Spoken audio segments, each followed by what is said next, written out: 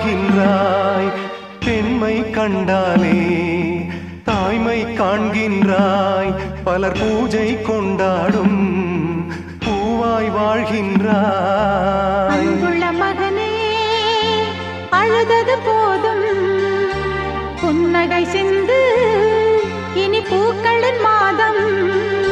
கடவுளும் நீயும் ஒரு தாய் பிள்ளை, இருவரும் தனிமரம் தானே.